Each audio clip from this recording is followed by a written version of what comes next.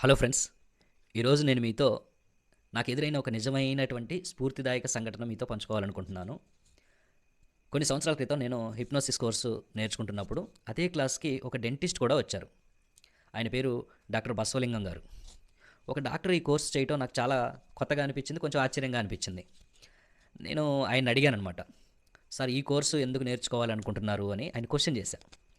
అప్పుడు ఆయన చెప్పినప్పుడు నాకు కొంచెం ఆశ్చర్యం అనిపించింది. నా ఆలోచన చాలా వరకు మార్చింది. ఆయన ఏమన్నారంటే, పేషెంట్లు పన్ను పీకించుకునే ముందు చాలా భయంతో ఉంటారు. ఆ భయాన్ని ముందే తొలగించి ధైర్యాన్ని ఇచ్చినప్పుడే నేను చేసే ట్రీట్మెంట్ వాళ్ళకు ఒక మంచి అనుభూతి ఇస్తుంది. మంచి అనుభూతిగా మారుతుంది అని చెప్పేసి ఆయన చెప్పారు.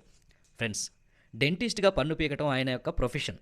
కానీ మనసులోని భయాన్ని తొలగించడం ఆయన ఫ్యాషన్‌గా మార్చుకున్నారు. అందుకే ఎక్స్‌ట్రా నాలెడ్జ్ కోసం, ఎక్స్‌ట్రా స్కిల్ కోసం తన కంఫర్ట్ జోన్ దాటి బయటకొచ్చి నేర్చుకున్నారనమాట ఎక్స్‌ట్రా స్కిల్‌ని. ఇప్పుడు మనం కూడా ఒకసారి మనల్ని మనం ప్రశ్నించుకుందాం. మనలో చాలామంది నెట్వర్క్ మార్కెటింగ్ చేస్తున్నాం అంటారు, అనుకుంటూ ఉంటారు, చెప్పుకుంటూ ఉంటారు, చేస్తున్నాన్న భావనలో ఉంటారు.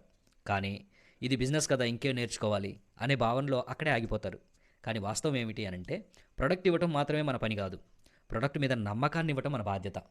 ప్లాన్ చెప్పడం మాత్రమే కాదు, ఆ డ్యూటీ లాగా చెప్పడమే కాదు, ప్లాన్ మీద ఒక అవగాహన కల్పించడం అనేటువంటిది మన యొక్క బాధ్యత. ఫ్రెండ్స్, విజయం అనేది తెలిసిన దాన్ని చెప్పడంలో కాదు, తెలియని దాన్ని నేర్చుకొని దాన్ని ఇతరుల జీవితానికి ఉపయోగపడేలా మార్చడంలో ఉందన్నమాట. మార్చడంలో ఉంది. కాబట్టి ఒకటే గుర్తుంచుకోండి, లెర్నింగ్ ఆపకండి.